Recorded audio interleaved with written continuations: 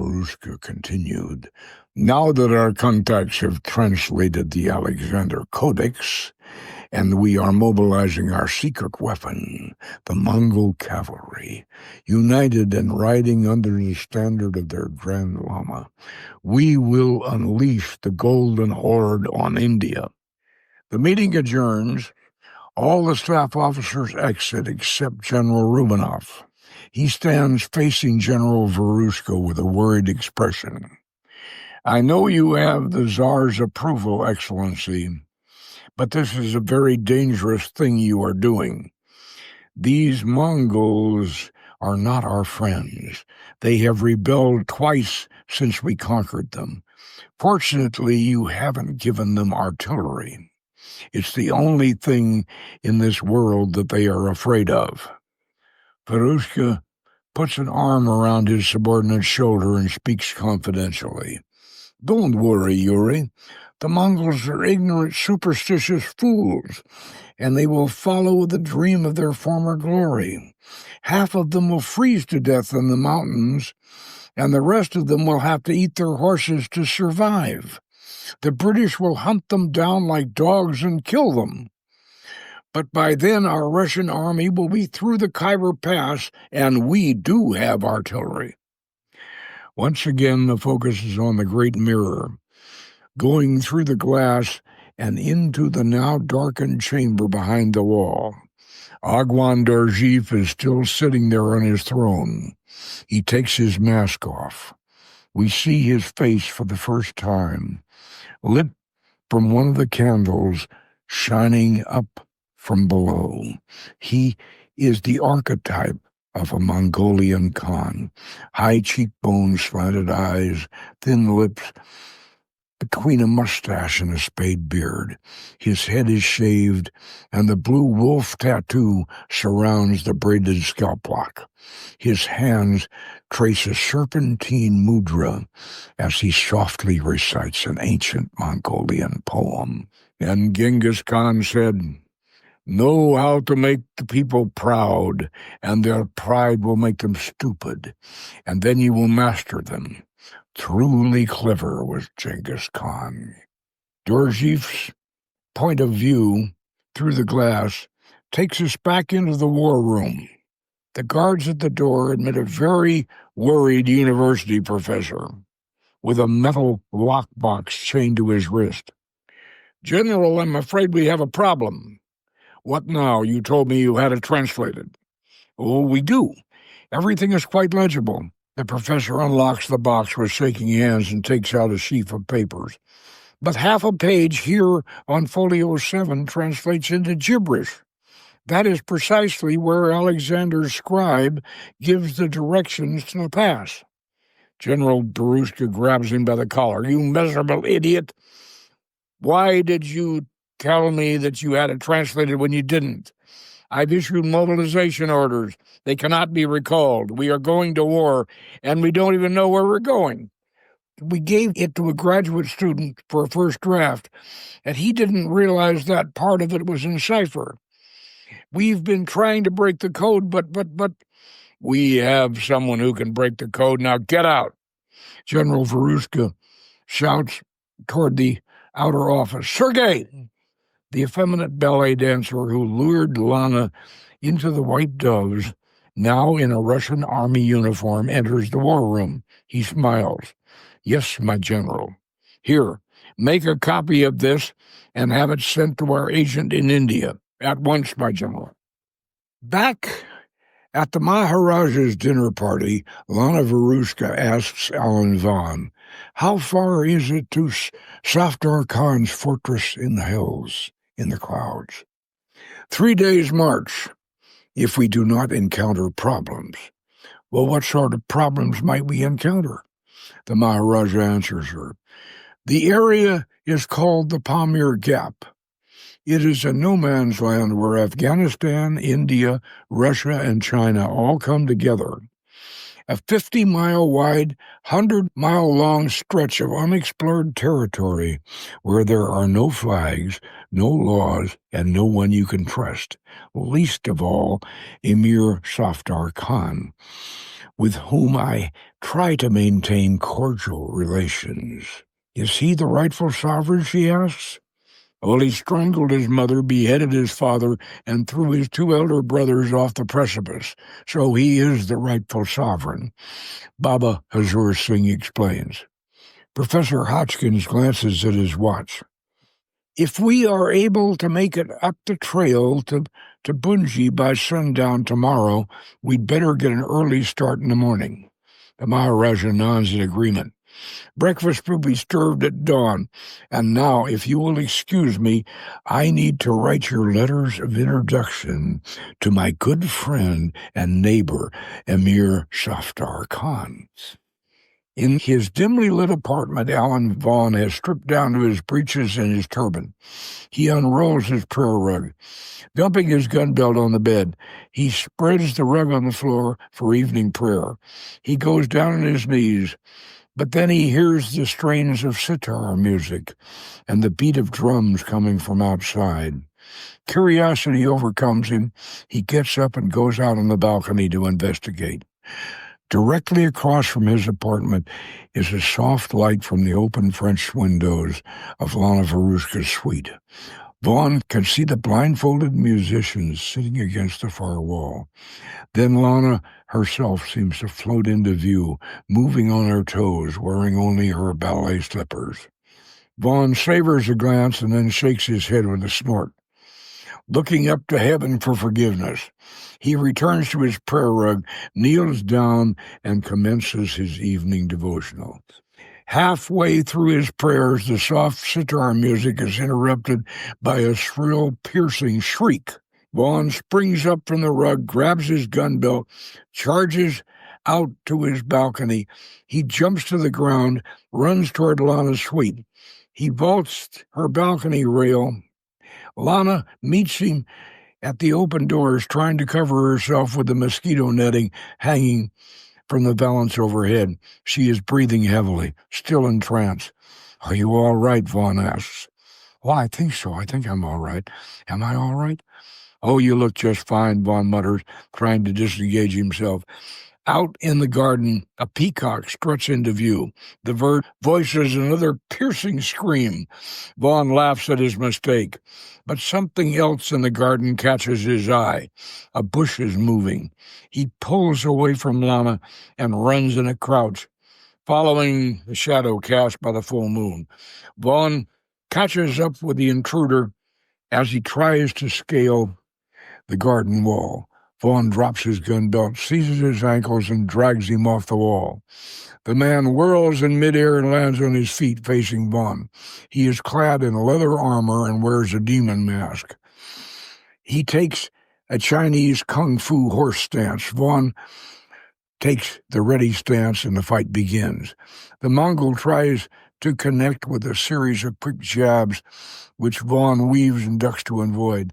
Then Vaughan mule kicks the Mongol once in the solar plexus and smashes the man's masked face with his knee. The Mongol draws a knife. A pistol shot rings out. The Mongol falls at Vaughan's feet.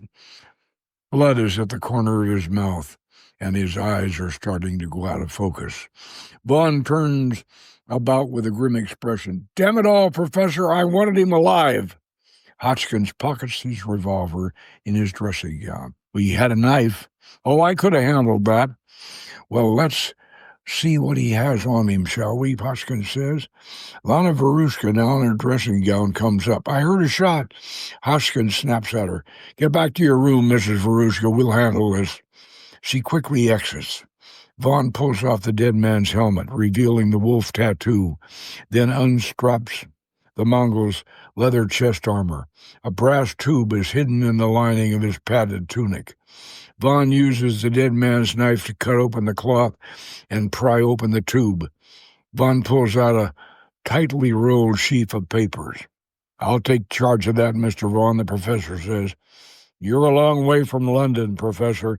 Out here, the Indian Army has jurisdiction. We'll both have a look at it in your room. In Hodgkin's suite, the two British agents study the sheaf of tightly rolled papers. In a close view, we see that there are two scripts employed in the handwritten documents. 7 pages of Greek, followed by 7 pages of what appears to be Russian translation in Syriac. Great God, do you know what this is, Alan? Obviously Greek. Yes, ancient Greek. And it's from the time of Alexander the Great, with a Russian translation. But if you'll notice, the boxed paragraph here on folio 7 in the Russian translation is still boxed, and it's still in Greek. Hodgkins hands the papers to Vaughan. He packs and lights his pipe as he continues. Obviously, this was intended for our Russian lady mystic. They probably would have teleported it to her with the usual hocus pocus if they'd had more time. With his pipe now drawing, Hodgkins takes back the papers. He studies the Greek page with the boxed characters. He squints at the text, murmuring, "And thus did the great or mighty," and then it goes into gibberish until clear text resumes with no return. So we have a guidebook to the Iskandar Pass, and all we have to do is break the cipher. Cryptography is a hobby of mine. I'll help you with it if you need it. Oh, thanks. But you don't read ancient Greek, remember, Hodgkins says. But cipher is cipher. Don't waste time with your Russian translation. The Syriac alphabet has 31 letters, and ancient Greek has 24. I'll keep that in mind, Hodgkins says. And if the Russians have already deciphered it, why did they send the whole thing down here? It makes no sense, unless they haven't cracked the code. And our Madame Varushka seems to have a command of ancient Greek. Hodgkins sucks on his pipe. Down here, we call it the Great Game, and up there they call it the Tournament of Shadows.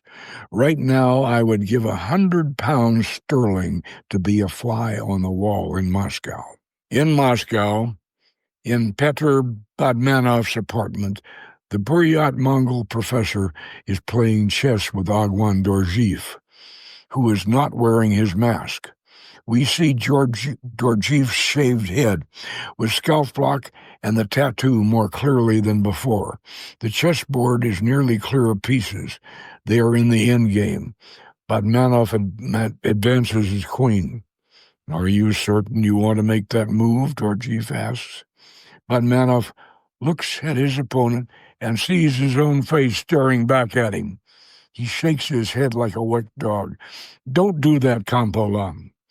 The Lama smiles with a friendly chuckle as his face reappears. "You are becoming too European, my friend. Chess is a European game. Actually, it was invented in India. Our ancestor Genghis Khan was a master of Chaturanga." And he says softly as he captures Badmanov's queen, "You are not concentrating on the game," he suggests gently. "I am very worried. The Russians have armed us, made us strong again, and now they will sacrifice us. Some Russians have such an idea, but I have spent the last 10 years bringing the young Dalai Lama of Tibet, training him, whom I have tutored and advised since childhood, and the youthful Tsar Nicholas, whom I have likewise inspired, to share together with us the dream of Shambhala. The Tsar has even promised that we may build a temple of the Kala Chakra in Moscow. The Dalai Lama is still a teenager, and the Tsar is a young romantic with his head in the clouds. The 4 previous Dalai Lamas were poisoned before they ever reached their teens. This young Tibetan God King is alive because I and my agents have protected him. And I will keep the young Tsar alive until we have accomplished our purpose. But what is this General Igor Varushka and his plan to destroy us? Petr, my friend, trust me. I am all men, all women. As he says this, his face becomes a vast panorama of faces, endlessly in profile and perspective, like the faces of the Kala Chakra deity. Most especially, I am of the Blue Wolf clan of the great Temujin. I am all of the Mongols, past, present, and future. But Count Igor Varushka is not even two of the Russians. He is only Count Igor Varushka. And as he says this, we see his face become Igor's and then grow smaller and smaller and smaller. And as Igor Varushka, he will serve our purpose. He moves his rook, which is a carved ivory elephant with a howdah, to the opposite end of the chessboard, and I believe this is checkmate. We close on the ivory elephant chess piece, and we match two. The same elephant Rudra had hired for his rescue, this time loaded with supplies, plodding along at the rear of a small caravan. The great game theme music rises as our view widens to take in the whole procession and the surrounding up-country wilderness of the northwest frontier. Having established the expedition on the march, we close to our cast of characters. Vaughan rides 20 yards behind their Kishwar guide. The Hajji wears his green turban, a leather vest over his white shirt, his green sash and gun belt, with a khaki safari jacket, and Lana Varushka, also in jodhpurs and riding boots, but wearing a khaki safari jacket and a pith helmet, rides up alongside the Hajji. Behind them rides Professor Hotchkins, wearing a white suit and a Panama hat. Rudra Bhawani, in his spectacles, still looking like a Hindu babu, trails behind them with the supply mules and the elephant. Riding the elephant as a mahout, we recognize young Antaka Bhawani. Walking beside the ponderous pachyderm is its reluctant owner, wheezing in the high altitude. Their Kishwari guide rides point for the column with a long bamboo pole held high. On the top of the pole is a small bullseye target. Back in the column, Vaughan surveys Lana's costume with a sour look. He studies the crags rising on either side of a narrowing path with a worried look. He turns and whistles and shouts back to Rudra, "Dig a homespun shirt out of our clean laundry and bring it up here." Then to Lana, "Take off that tunic and topi right now."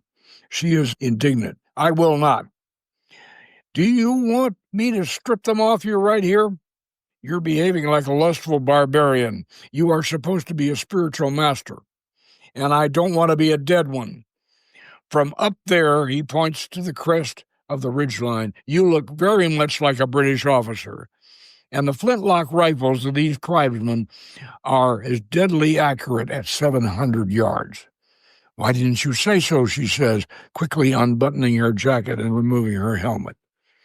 Rudra rides up alongside and exchanges the homespun shirt for her cast-offs. She unlooses her rolled-up hair and fans out a great golden cascade over her bare shoulders. Her loose, skimpy chemise barely conceals her opulent figure, and she rides on without donning the shirt.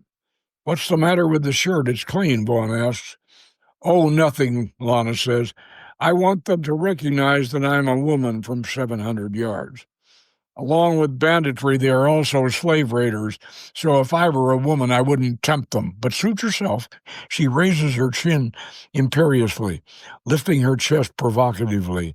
"They would not dare sell me into slavery. In another hour or so, they won't want to. The sun is ferocious in this high altitude. Now put that shirt on before you get sunburned." Lana huffs and shakes her head, riding on with her shoulders bared. Further up the winding trail, they hear the echoing sound of rifle shots. Their guide comes galloping back. He hands the pole to Vaughan and keeps on riding south. Vaughan dips the pole toward Hotchkiss. The target has 6 holes near the bullseye. Vaughan shouts back to Rudra, "Unload the elephant and send him home. We have arrived." "But are you welcome?" Lana asks. "If we were not, they would have shot the guide's horse, not the target." Lana puts the shirt on while the column takes up the march. Another uphill turn in the trail, they come to a boneyard of animal and human skeletons. Who were they? Lana asks in a hushed whisper. They were those who were not welcome, Vaughan answers. A further uphill grade leads toward a gap in the barren crags ahead. At the crest of the pass, they look out on an awe-inspiring vista. Across the deep gorge, they see the soaring peaks of snow-capped mountains lost in a blanket of gray clouds. Far ahead of them, the trail winds toward the walls of the gorge to a suspension bridge that crosses over the gorge's far side. The bridge is suspended from tall stone pillars on either side of the chasm. The pillars are capped with massive carved stone dragon heads. Under the bridge, on the far side of the gorge, a waterfall emerges from a huge, prehistoric man-made cavern. A man-made because the waterfall is spanned by a corbel arch constructed of stone blocks weighing thousands of tons each.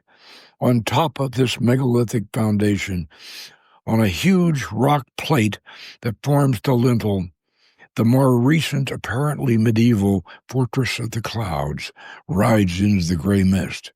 Cyclopean architecture, Hodgkins observes. It could be Mycenaean. Older, more like Baalbek, Vaughan comments. Lana stares at the fortress in an open-eyed trance. No, she whispers.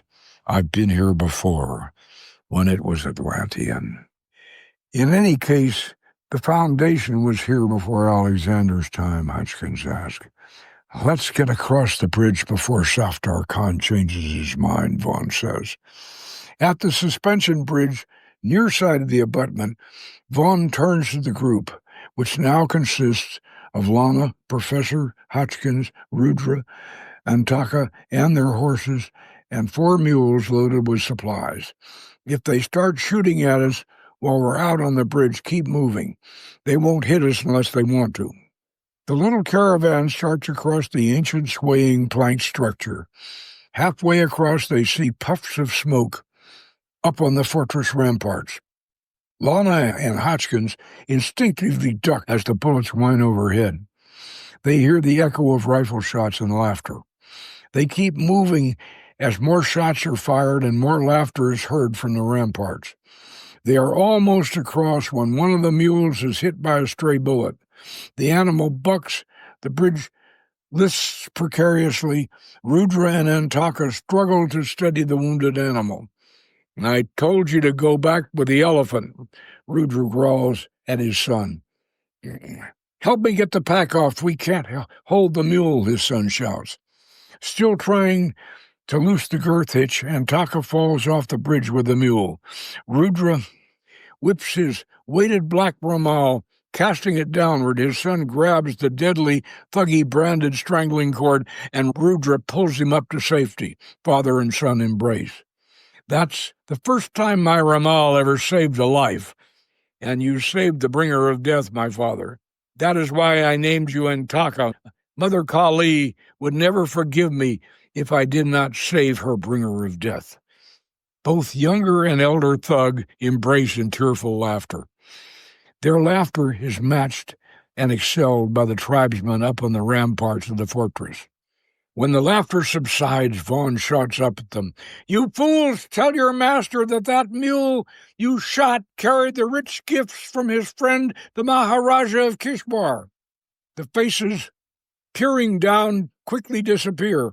A fierce jabbering issues from behind the battlements. Then a man is flung screaming over the 60-foot wall.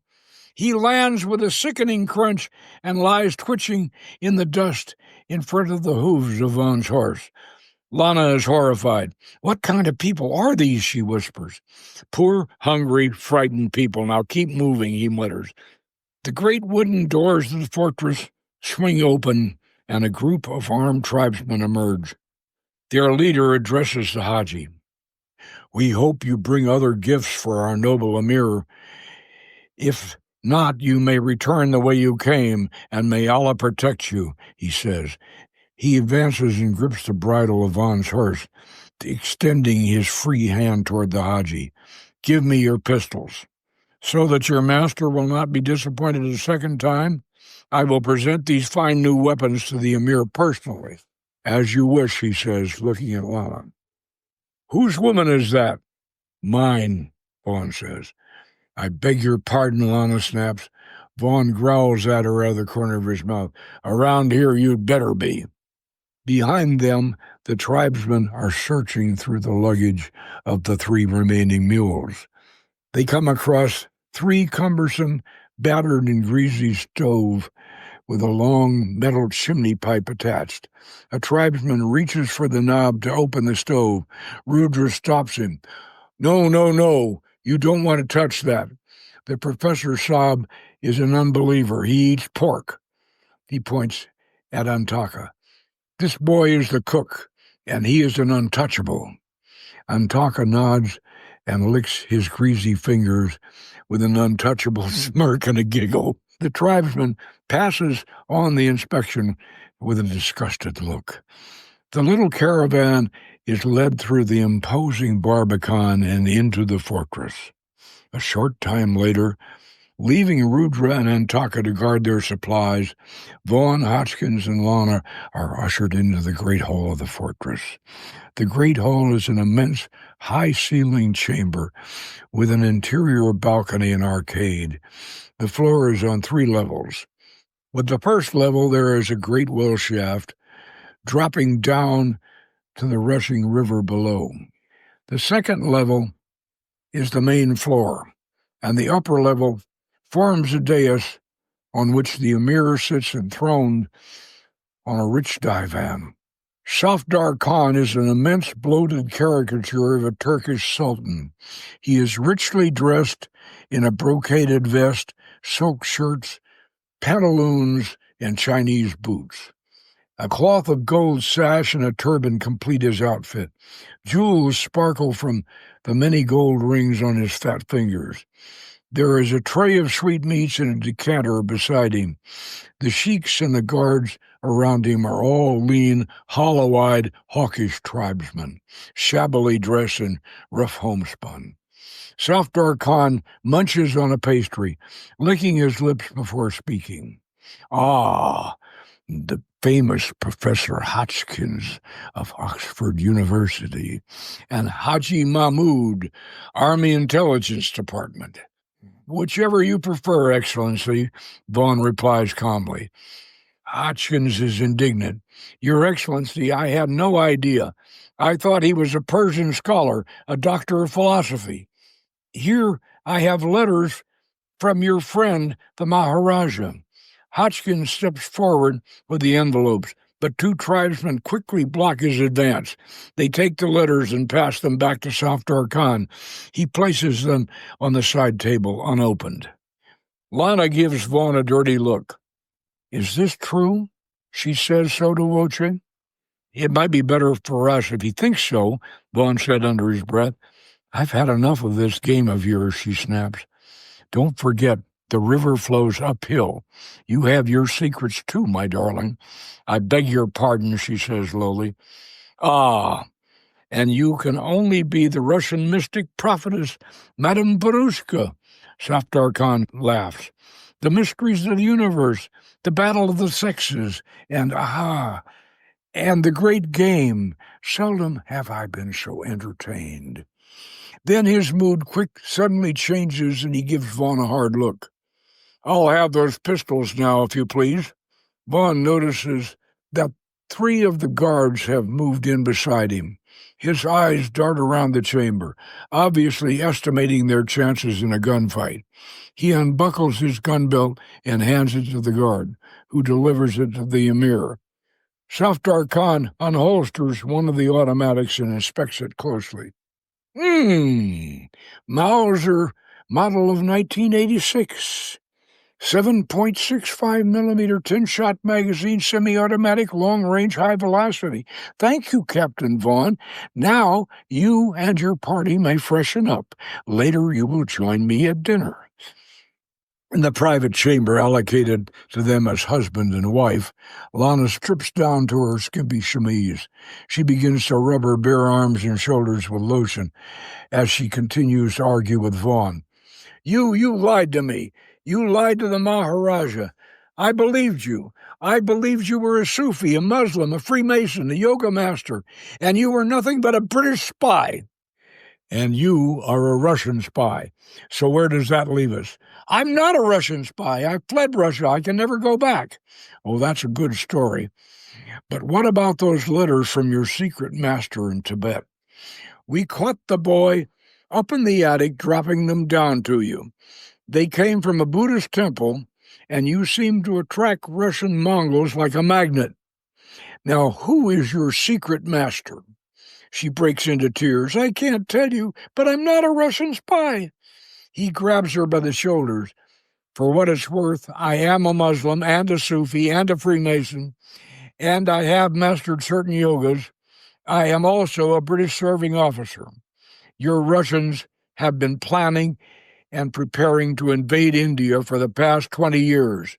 If they succeed in getting through these mountain passes, it will bring on a war with casualties in the millions.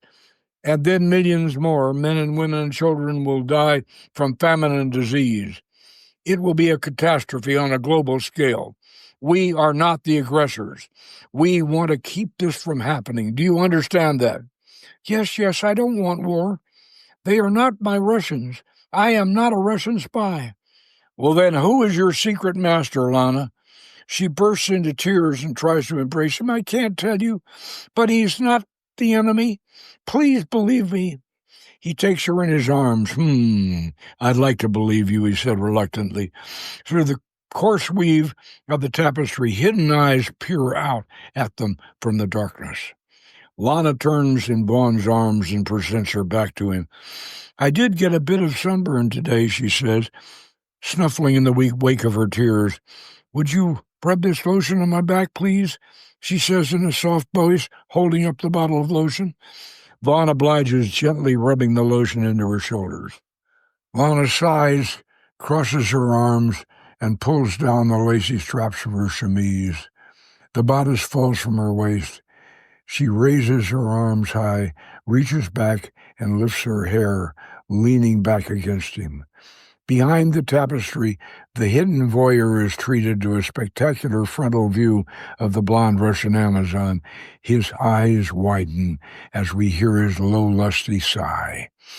In a closer frontal view, Lana whispers over her shoulder to Vaughan, "Oh, master, you are magnetizing me with your hands.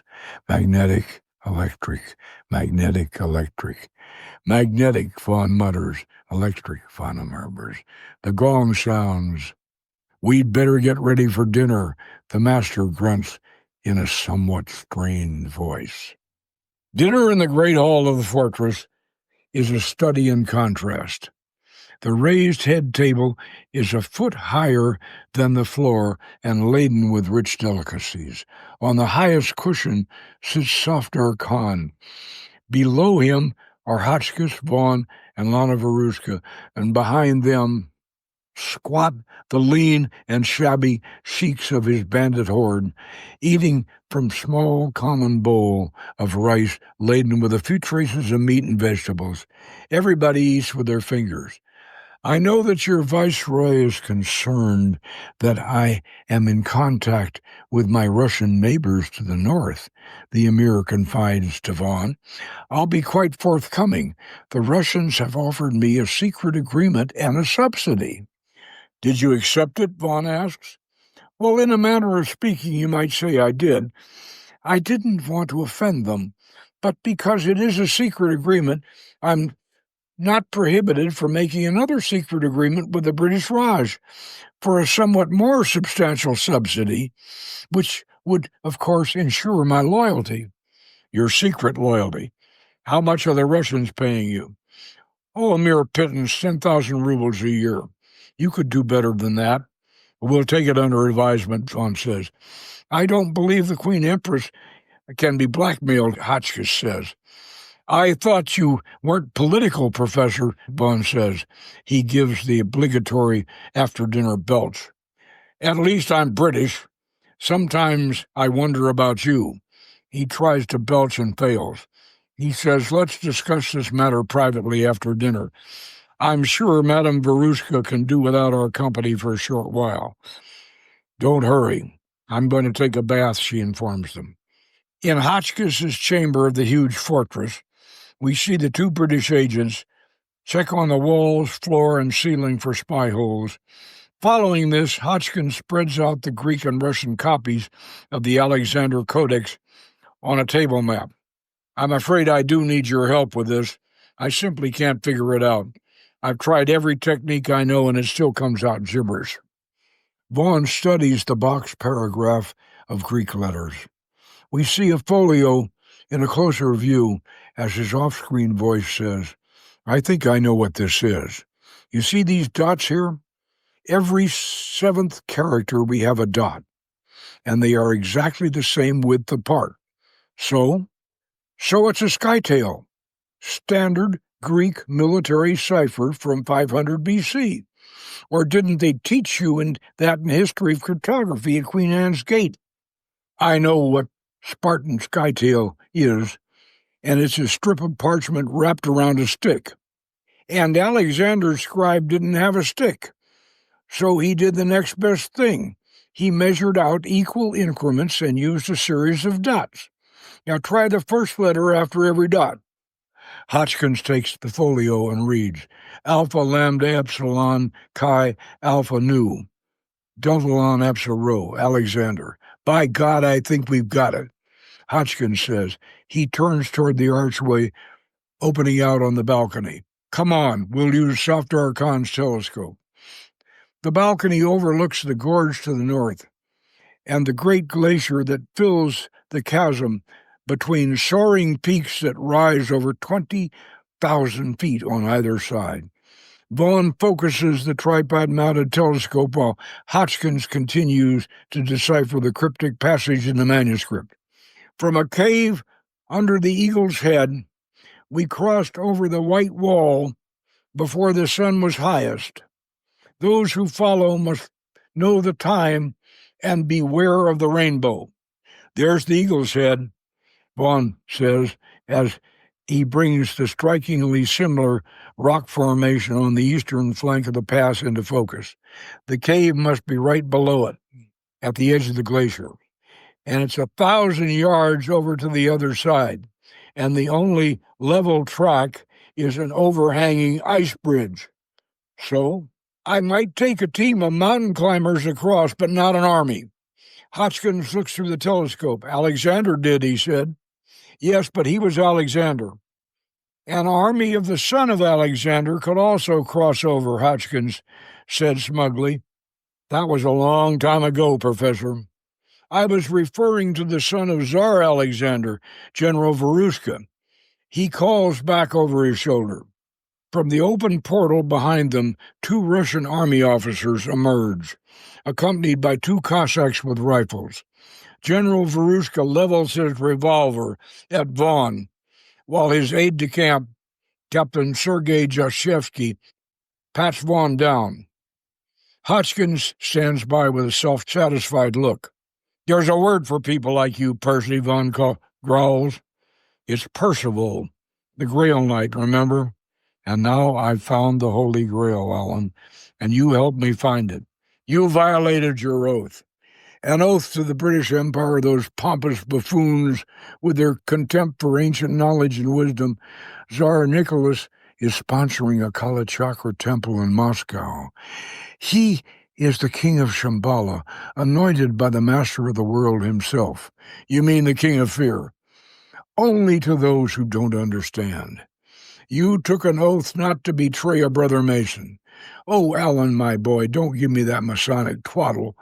Am I to be burned alive and cast into a bottomless pit because I broke my Masonic oath? He takes a step closer and speaks in a lower voice.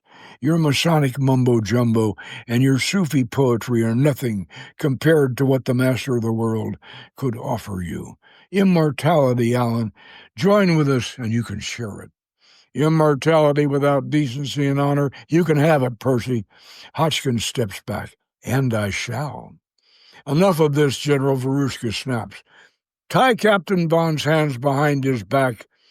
There is more we can learn from him. I want to learn something from you. If you didn't know about this Iskander Pass, how did you get over here? What did you do, sprout wings and fly? As the Cossacks twist Vaughan's arms behind him, Varushka puts his face close to Vaughan's and snarls. We came over the Mintaka Pass at 16,000 feet. I lost half my men, and I'm in no mood for joking. Your men lost half their toes because their boots weren't as good as yours, Igor. They couldn't walk, so you left them to freeze to death, didn't you? We follow Vaughan's glance at the boots of the Cossacks. They were wrapped in cloth and stuffed with straw. Vaughan's remarks registers in their uneasy expressions. Varushka's eyes narrow to slits. You speak about decency and honor. Have you been enjoying yourself with my wife? She hasn't given me anything more than she gave you, and that was nothing. Varushka backhands him across the mouth. You dog! We will see what she has to say about that. Lana Varushka is chest deep in a wooden barrel full of steaming water. She is half asleep, with her head lolled back and her hair hanging over the rim of the tub. From a position behind her, our view creeps closer. Rough hands reach out and seize her hair. The barrel tips over and spills as she is dragged out. Before she even realizes what is happening, two burly Mongols in demon masks roll her in a wet blanket. She struggles with muffled cries while they carry her out of the chamber. In the great hall of the fortress, Safdar Khan is again seated on his divan, flanked by his hawk-faced tribal guards. General Varushka and his Cossacks stand in a semicircle behind the Emir's dais. The great hall has a high ceiling, a second-floor interior balcony with screened windows overlooks the main chamber. There are two huge wooden X-frames stand upright on either side of the brazier filled with hot iron burning coals. A branding iron extends from the cauldron. Last spread eagle, on one X-frame we see Captain Vaughan, stripped to the waist, his chest and abdomen already streaked with bloody wheals. Across the glowing brazier, tied to another X-frame, is Lana Varushka, wearing only her flimsy chemise, and she seems otherwise unharmed. Captain Dostoevsky moves with cat-like grace as he whirls and cracks a long stock whip. Vaughan winces as the outer red streak appears on his chest. How long before the British troops come up here looking for you, General Varushka demands to know. Ask Percy, Vaughan growls. He knows everything. You won't get anything from out of him, Hoskins tells the general. Even if we forced him to write a letter, they have ways of reading between the lines.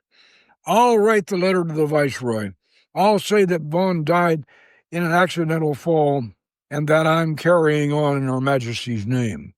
Oh, very well, the general snaps. Now we'll deal with my dear wife. Safdar Khan applauds. Let me see you punish her. She's an adulteress.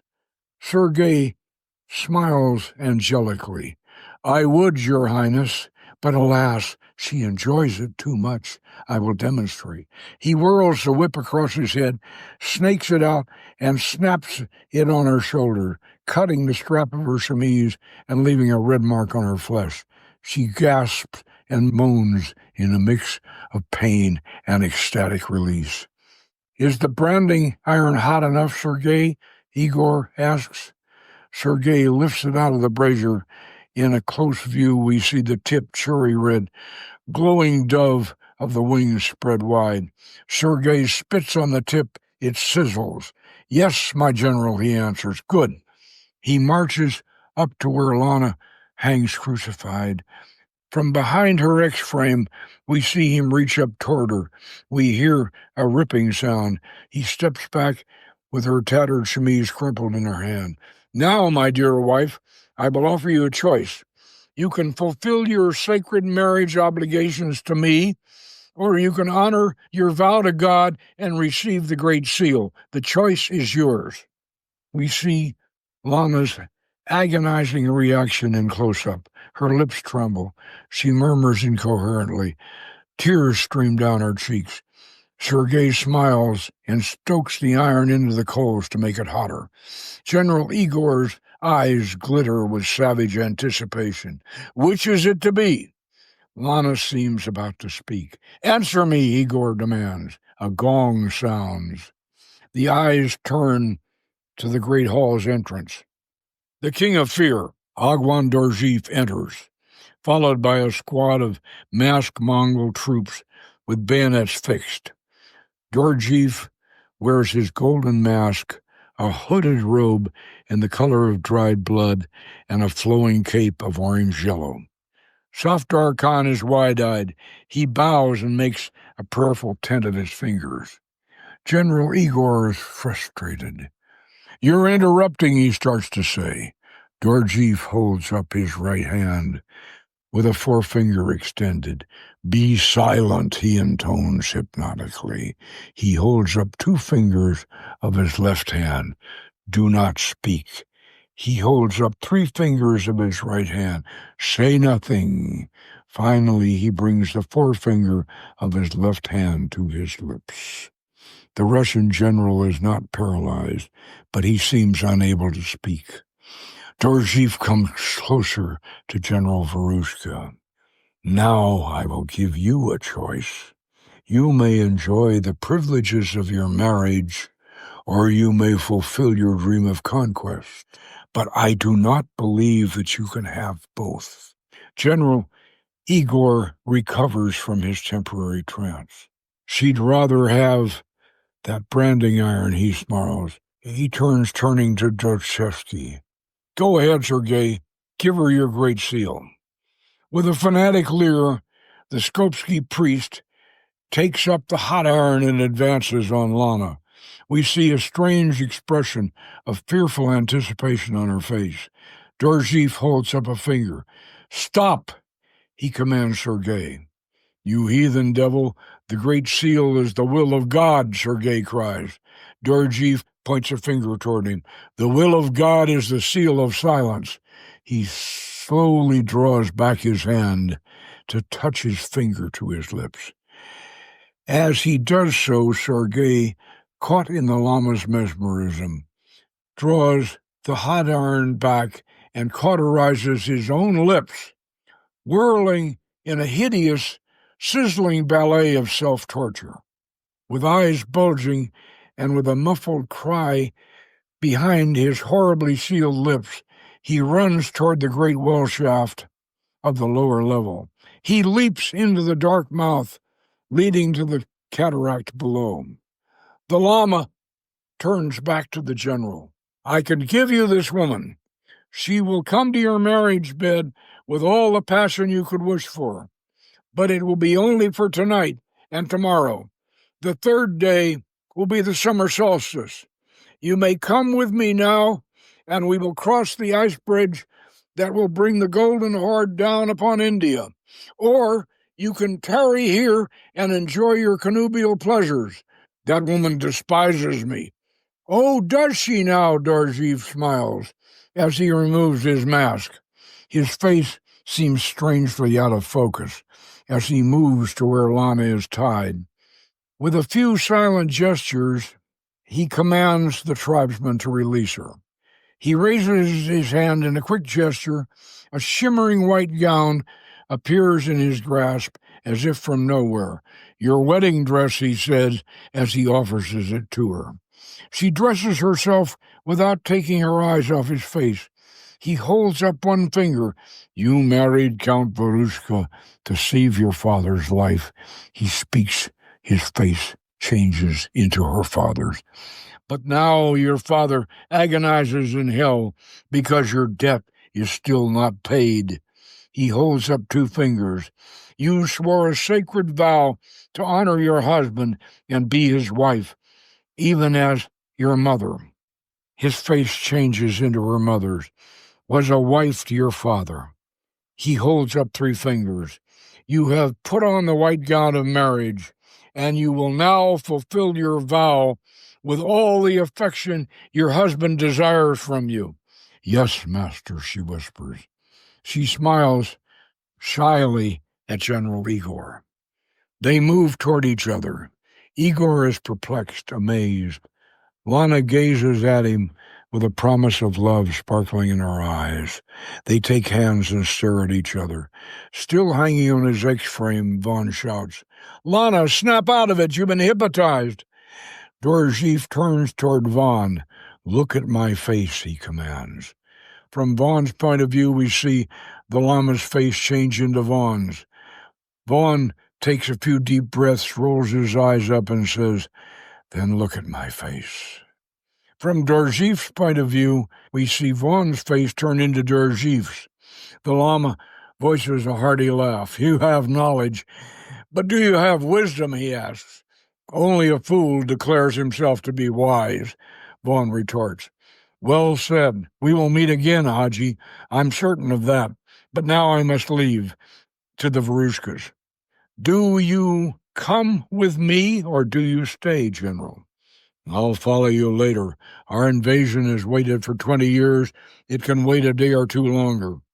On summer solstice, the gate will close." Professor Hotchkins comments, "He may well be right, General. I think we should go now." "Professor, you, of all people, should know that summer solstice foolishness is superstitious talk, yakdong. In summer, the mountain passes are open, not closed." "You have made your choice," Dorjiev says with enigmatic expression. He turns with a swirl of his cape and marches off the hall with his Mongol bodyguards following. From an aerial vantage, above the black wall of the fortress, we look down as Dorjiev and his men emerge. Continuing this aerial view, we follow them as they climb upward toward the ice bridge. From a different aerial vantage, we see them crossing the bridge. Then, from inside the high vaulted cavern, we watch them enter and proceed past the giant statue. We fade into a later view of them emerging through the far mouth of the cavern onto a broad ledge overlooking a sweeping vista of the northern Pamir watershed. The Mongols erect a portable heliograph and begin flashing toward the next ridgeline. A series of distant flashes answer them. The masked Dorjiev observes with his arms crossed and his hands in the sleeves of his robe. He nods as he reads the returning signals. Some time later, a troop of Russian Cossacks, walking their horses, come up the steep trail. The colonel is out of breath. "My regiment is camped down here," he tells the Lama, pointing down to the green valley below. "I can have my troops here by nightfall." "Then we can cross the ice bridge at dawn," Dorjiev says. "Then, when General Varushka gives the order, where is he?" "The general is otherwise occupied." "I don't follow your orders. General Varushka is in command." "So he is," the masked Lama agrees. The colonel is exasperated. "Where are your Mongols?" Dorjiev gestures to one of his men perched on a rocky crag. The Mongol puts his lips to a huge Tibetan mountain horn and blows a long register note that reverberates and echoes over the snowy peaks. Over a mile-wide crest of ridgeline above the Cossack camp, a shadow seems to be moving, enveloping the hill.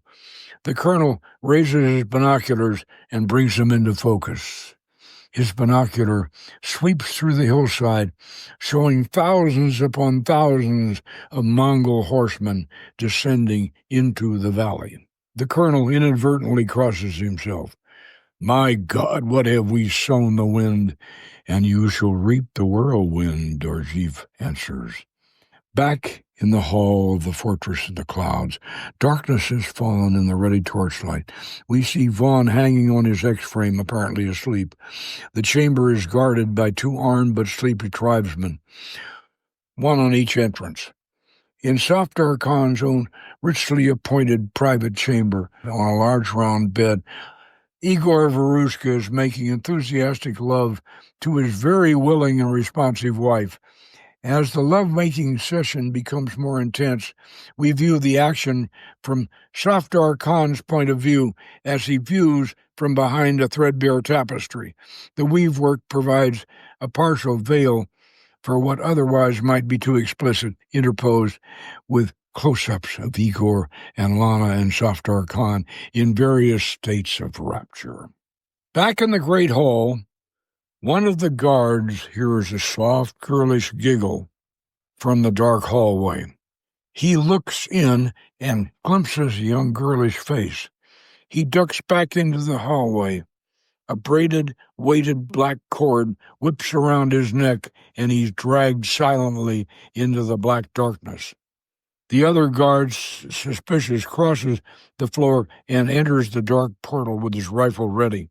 In the hallway, he hears a giggle, now coming from behind him. He whirls around, but the black Ramal whirls faster.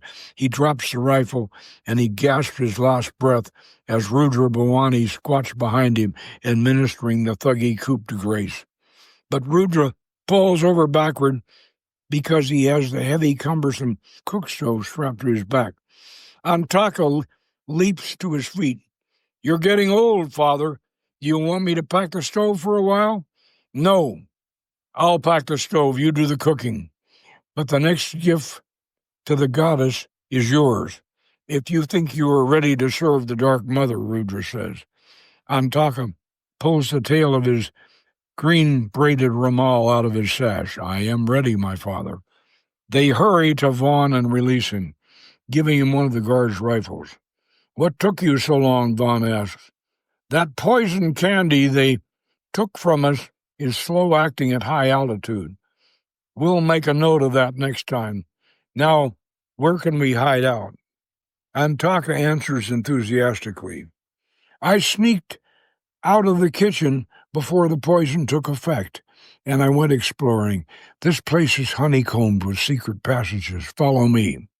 Antaka swings a curved wooden cabinet away from the stone wall, revealing a hidden opening. Vaughan ducks and passes through. Rudra also ducks, but the stovepipe hits the lintel and almost knocks him off his feet. "Are you sure you don't want me to help you with that, Father? If you lost it, we could not afford to pay for it," Rudra grumbles as he squats and crab walks through the portal. Antaka closes behind him. Back at Safdar Khan's private chamber, Igor and Lana have become inventive, and through the tapestry weave, we see them entangled in a strange love knot, while Igor thumbs through a book with Russian title embossed on the cover.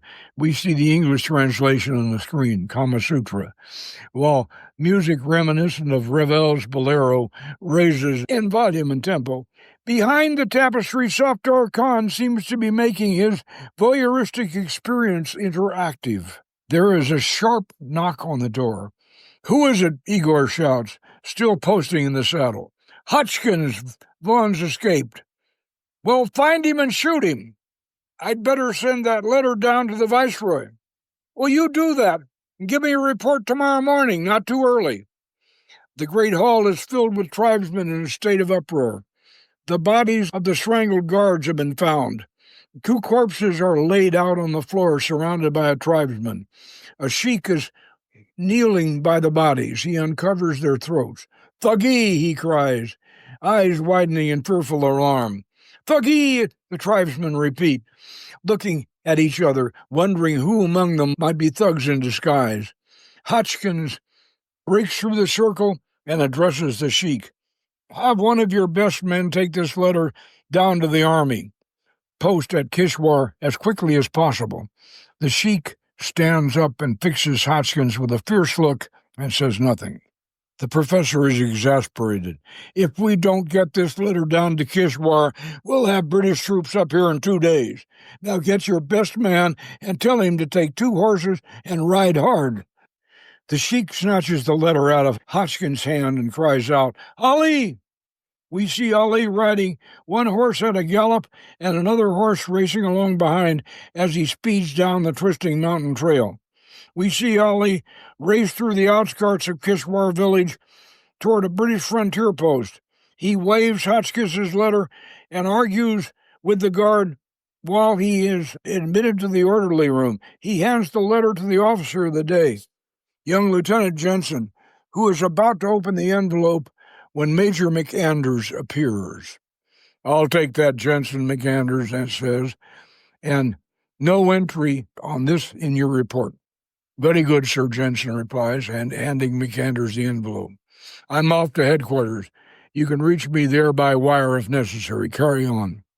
At the open quadrangle of the sprawling headquarters complex, Major McAnders, with briefcase in hand, marches past a succession of guards who snap at attention and present arms as he passes.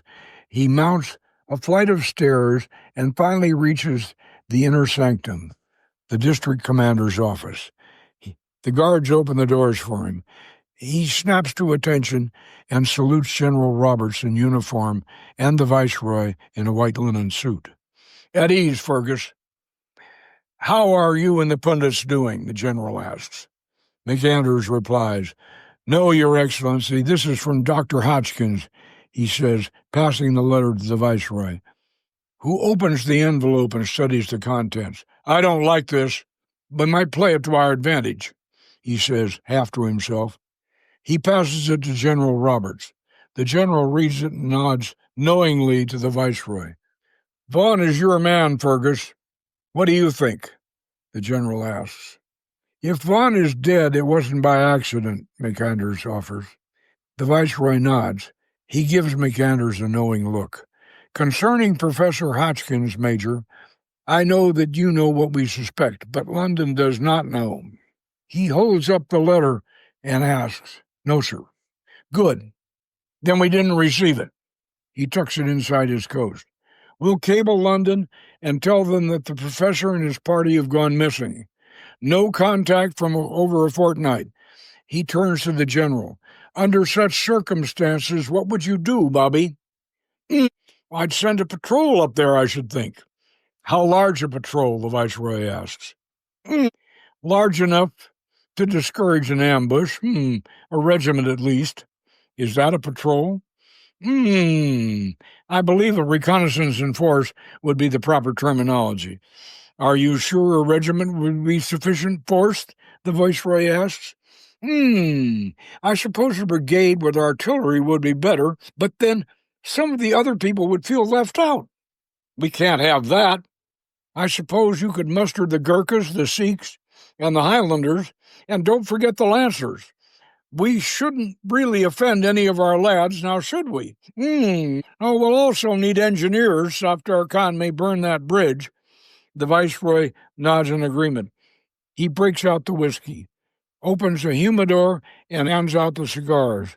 They all light up as McAnders pours the drinks. The Viceroy savors his first puff.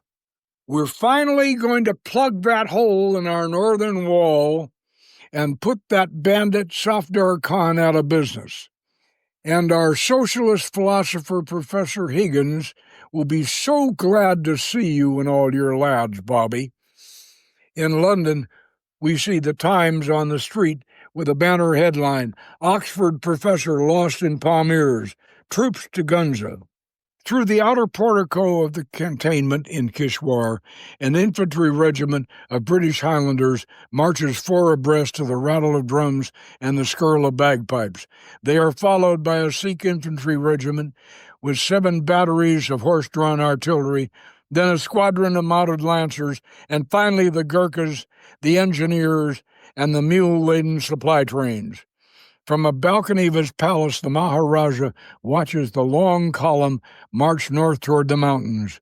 He holds up a long-stemmed rose, and smells the fragrance with a sad expression, and he watches the petals fall off one by one. Seen from the air, the column stretches for miles. In Softar Khan's chambers in the Fortress of the Clouds, it is late morning. Lana is asleep, alone in the round bed, wearing the white wedding dress. Vaughan creeps up on her and claps his hand over her mouth. She wakes with a start, staring at him as recognition begins at dawn. Dorjeev hypnotized you last night. Has the effect worn off, he says, in sotto voce. She nods. You're sure? She nods vigorously. He takes his hand off her mouth. Help, she screams. You need more sleep, he growls, and knuckle punches her behind the ear, knocking her cold.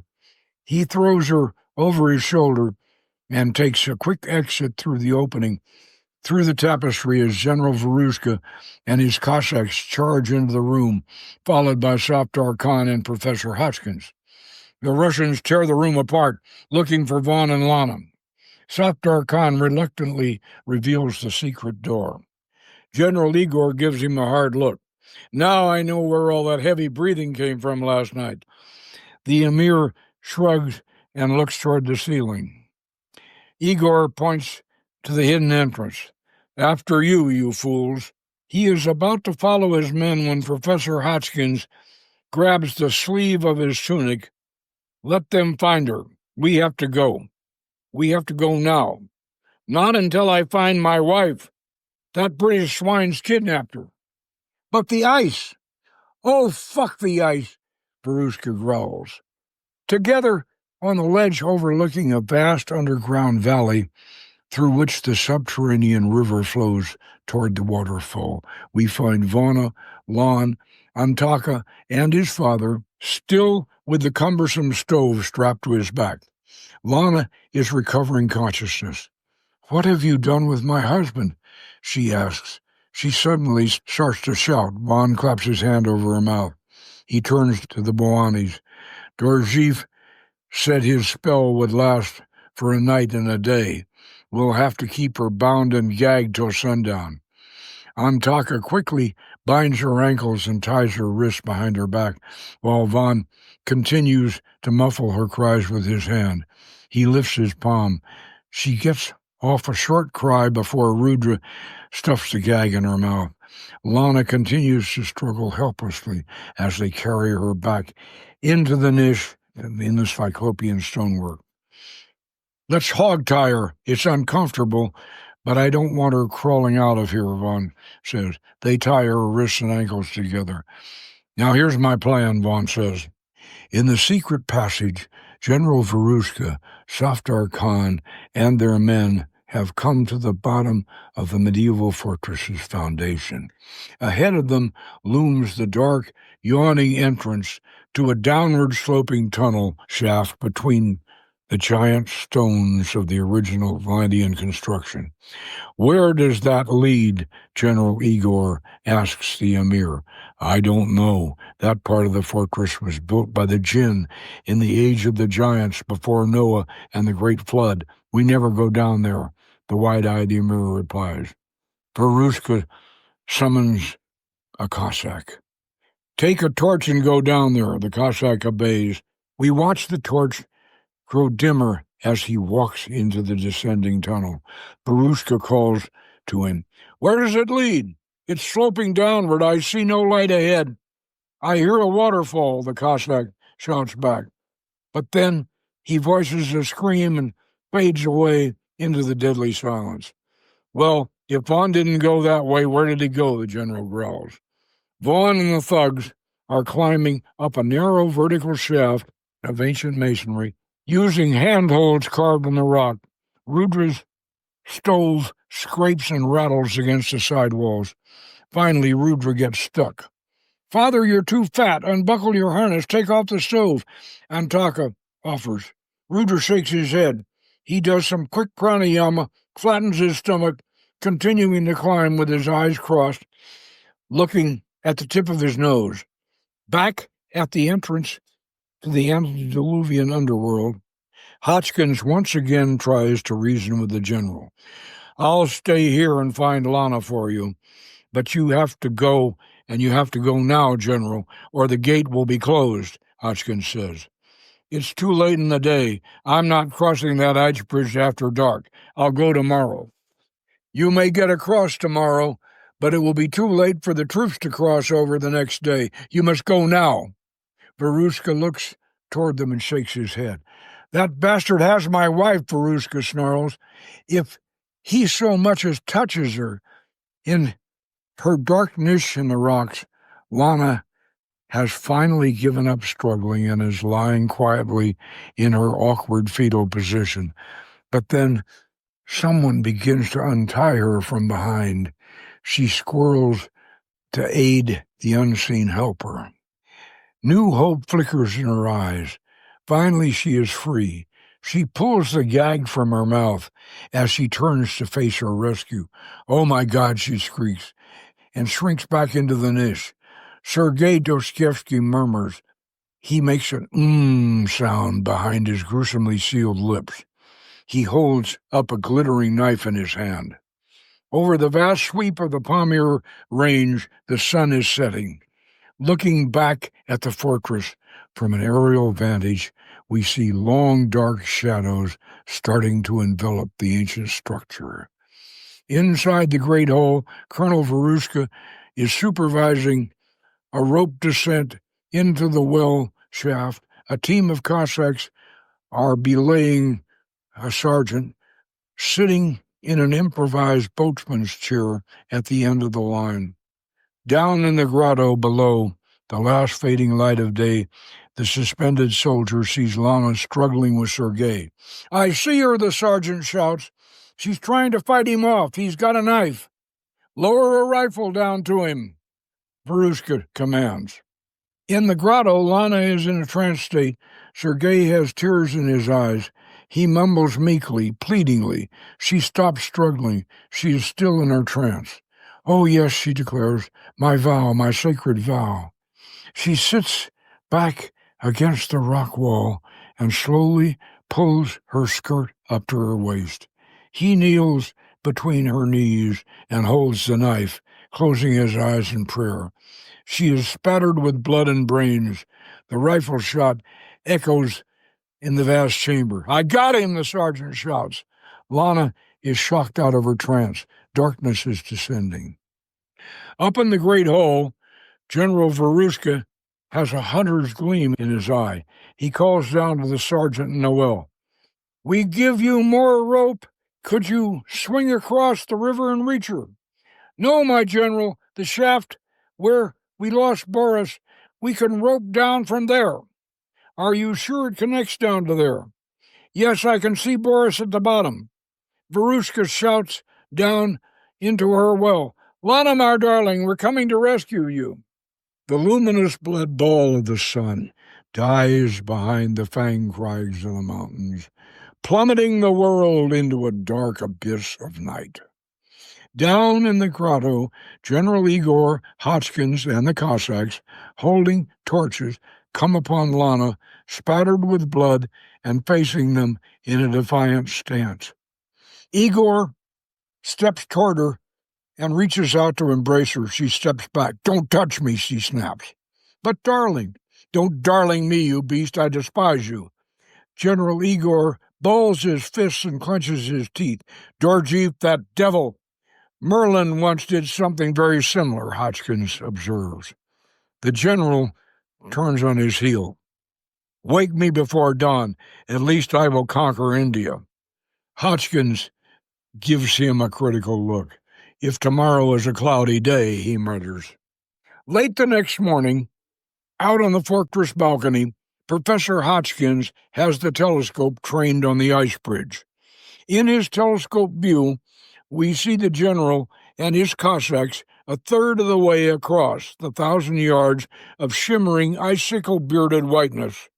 The sun is almost at its highest, shining down into the narrow defile that shadows the glacier for most of the year. Out on the ice bridge, water from above is streaming over the edge. One of the Cossacks slips and slides over the verge. His scream trails off in the wind. The sun glare is blinding. General Varushka plods on without looking back. Through the telescope, we see the sun mount to its zenith, and then the first third of the ice bridge cracks and falls. From a closer aerial view, we see the second split away, accompanied by a horrible cracking sound. On what is left of the bridge, General Varushka halts, folds his arms across his chest, stands up straight with his chin held high, another awful crack, and he sinks down into white oblivion. The bridge is gone, and high over the glacier a rainbow glows in the mist.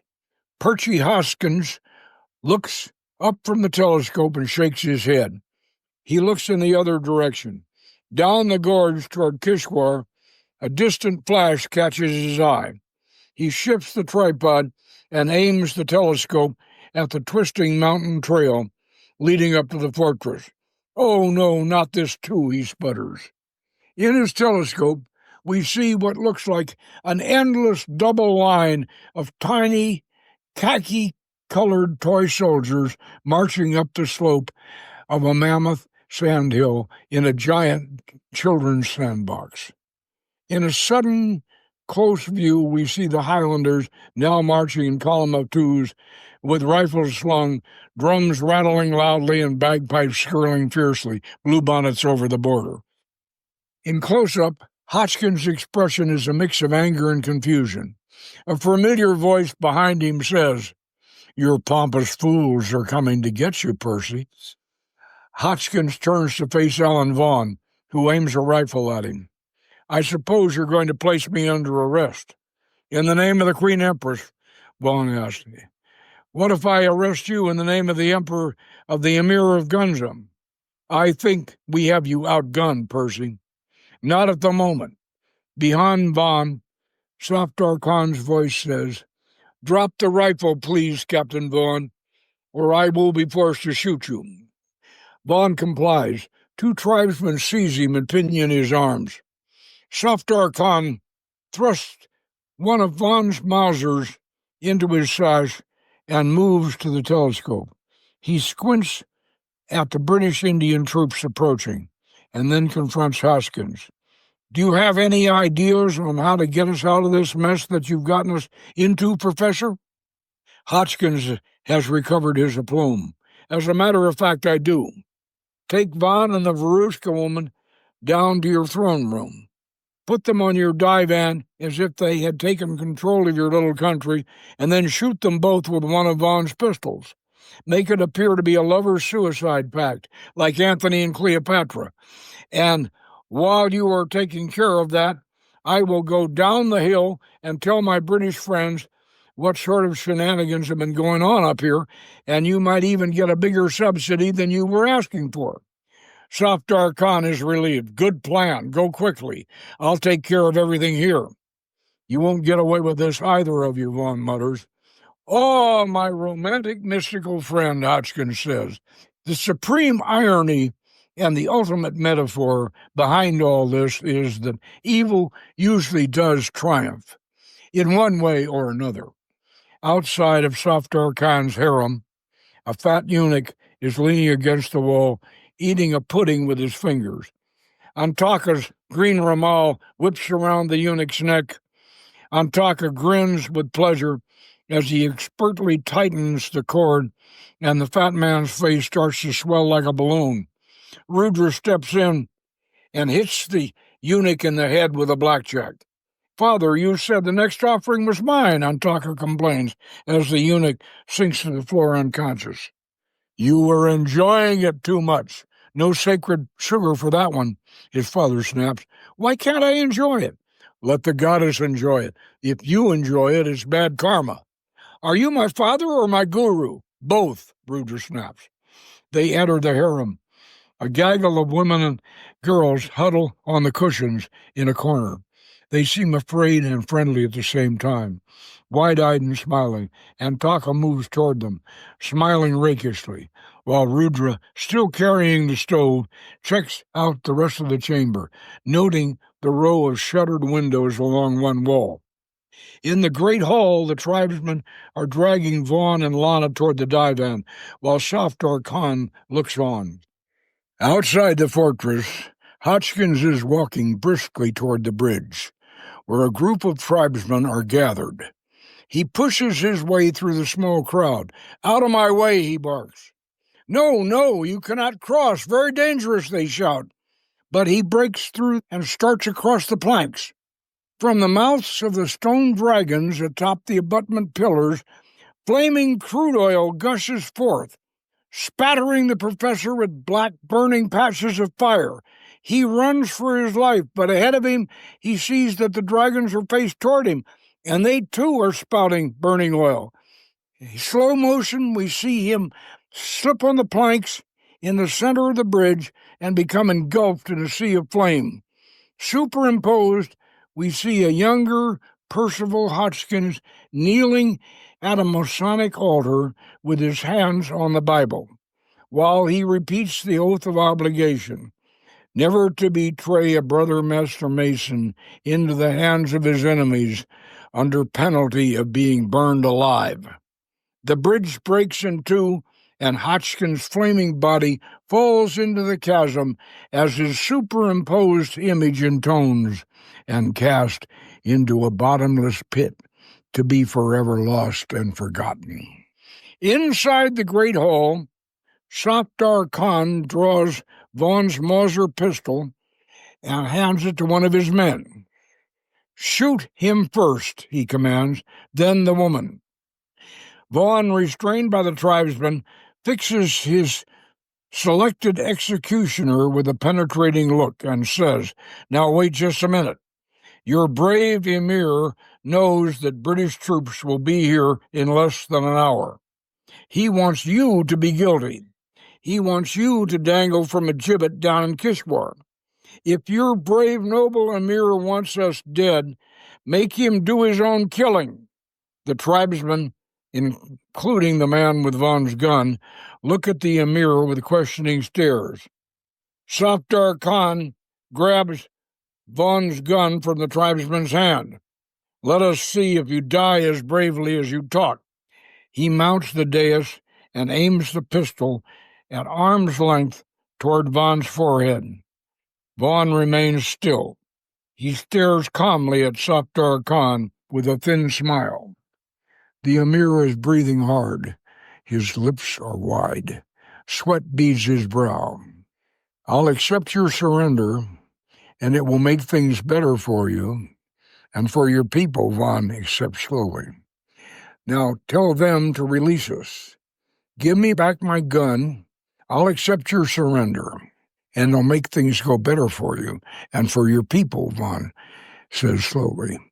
"Now tell them to release us, give me back my guns, and have your men lay down their arms." The emir is almost hypnotized, but he shakes it off. "You Sufi devil, you can't work your magic on me." He pulls the trigger. The pistol explodes and drives the breech-block back through his forehead. Safdar Khan's eyes roll up. His mouth hangs open. He makes a wheezing sound. "Well, that's one way to open your third eye," Vaughan remarks aside to Lana. "Did you make that happen?" she whispered. "Yes, I knew he'd take my gun, so I spiked him." He and Lana are released. Safdar Khan falls backward. The tribesmen are confused, frustrated. They start arguing with each other. Vaughan holds up one finger on his right hand. "Lay down your arms," he intones. He holds up two fingers of his left hand. "Put up your hands," he drones. Then he holds up three fingers of his right hand. "Surrender to me." The tribesmen are still arguing, louder than before. "Well, it works for Dorjeef," Lana observes. "Well, you ought to know," he mutters. Up in the overhanging balcony, the shutter screens of one of the windows open. The ugly muzzle of a Gatling gun, encased in a stovepipe, porks out over the rail. Antaka aims through the hole of the donut drum and turns the crank. Inside the great hall, the noise is thunderous. The stream of bullets spray the far wall, sending decorations and display weapons crashing to the floor. The tribesmen lay down their arms, put up their hands, and shout in unison, "We surrender!" Vaughan turns to Lana. "It works for me, too. It just takes a little longer." Vaughan and Lana come down from the divan. "Have your men stack their weapons over there," Vaughan tells the sheik. The sheik glances up at Rudra and Antaka, with their Gatling guns still aimed down at the great hall. He nods and repeats the order to the tribesmen. A whistling shriek raises in volume. Vaughan grabs Lana and ducks. "Get down!" he cries. With a thunderclap, the whole building shudders, as if struck by a giant fist. "That's a 7-pounder. They'll cave this rock pile in on top of us if we don't signal them," he tells Lana. "Come on." They run for the staircase leading upward to the base of the tower. Artillery shells continue to shake the fortress as they race up the spiral staircase to the top of the tower. The Russian double-headed eagle banner is flying from the mast above them. Vaughan opens the chest under the flagpole and begins to throw out flags. "Safdar Khan was a pirate. He'll have it in here somewhere," he mutters, dragging out Chinese, German, and Turkish flags until he finds the Union Jack. With Lana's help, the Russian flag comes down and the British flag goes up.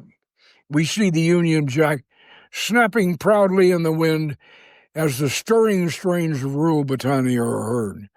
Across the chasm, Major McAnders lowers his binoculars and shouts back over his shoulder, "Signal the battery to cease fire. They've given up."